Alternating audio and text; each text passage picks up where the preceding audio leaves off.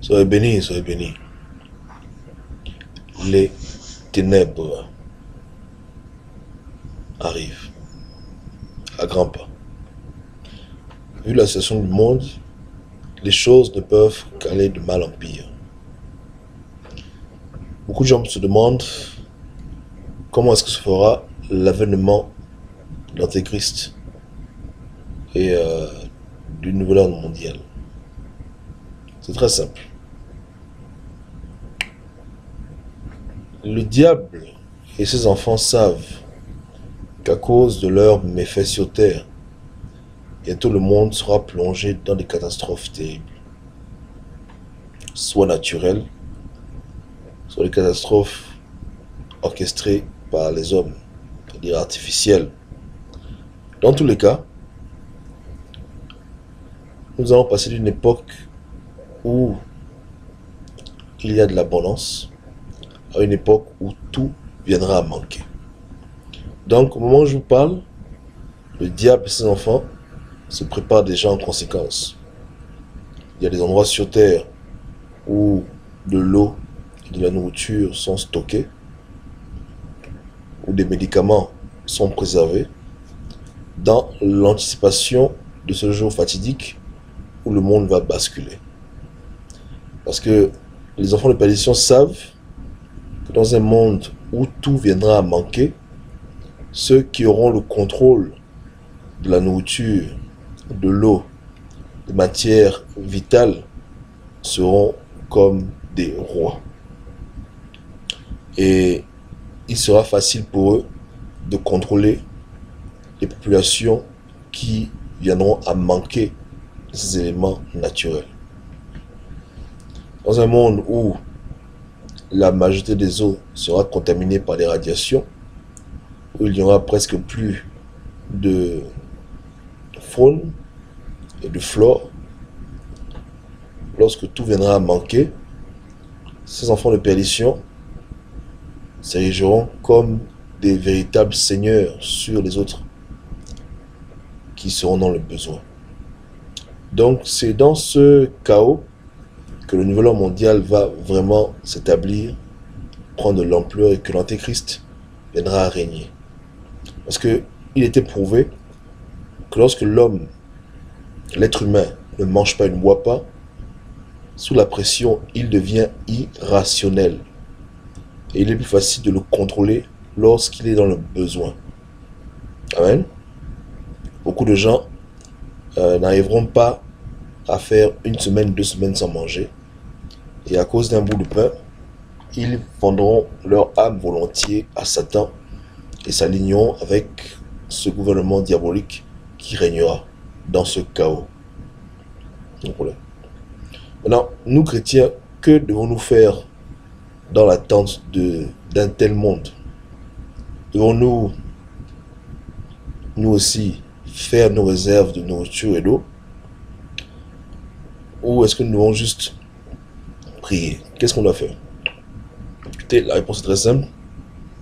Nous devons être guidés par Dieu.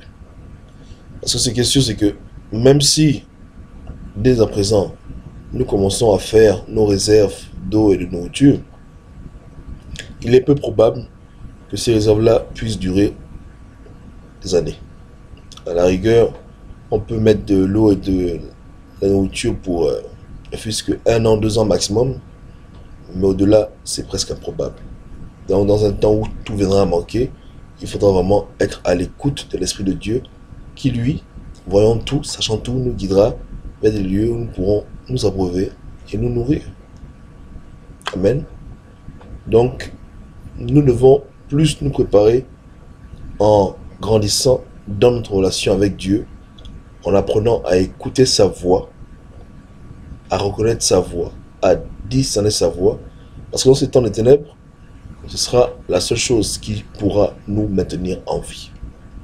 De même que Dieu a préservé la vie d'Élie pendant les temps de sécheresse en Israël, Dieu préservera ses élus dans ces temps difficiles où tout viendra à manquer. Dieu nous guidera et Dieu pourvoira pour nos besoins.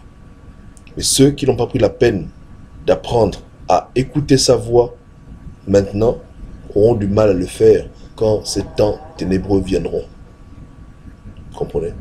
Voilà pourquoi j'encourage les gens vraiment à aspirer à la révélation du Christ, à vivre à l'écoute de sa voix, à grandir spirituellement, afin de pouvoir être à même de fonctionner dans un monde où tout ne fonctionnera plus. Donc, plus que jamais, la préparation consiste à dépendre de Dieu et à se familiariser avec sa voix et sa guidance spirituelle. Parce que dans un monde de chaos, comme j'ai souvent dit, les Bibles ne seront pas autorisées.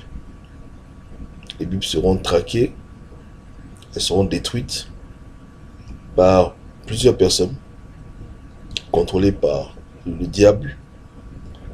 Donc, ce sera très difficile. Il n'y aura plus de YouTube, il n'y aura plus de Facebook, il n'y aura plus de Wikipédia. La plupart des moyens de communication et des médias que nous avons à notre disposition disparaîtront et les hommes seront facilement contrôlés et manipulés. Donc, dédicace à tous les gens qui font de la Bible leur Dieu.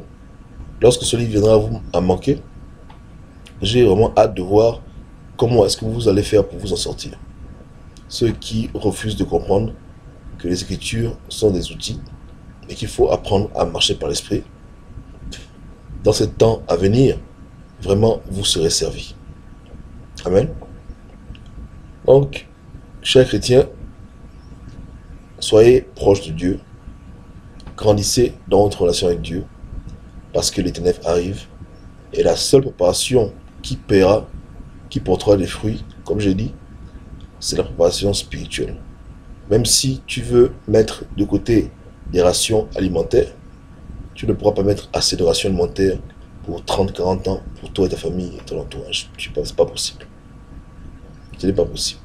Les satanistes, eux, se préparent en faisant des greniers remplis de telles choses, remplis d'eau, remplis de nourriture. Nous, nos préparations, c'est de nous remplir de l'esprit.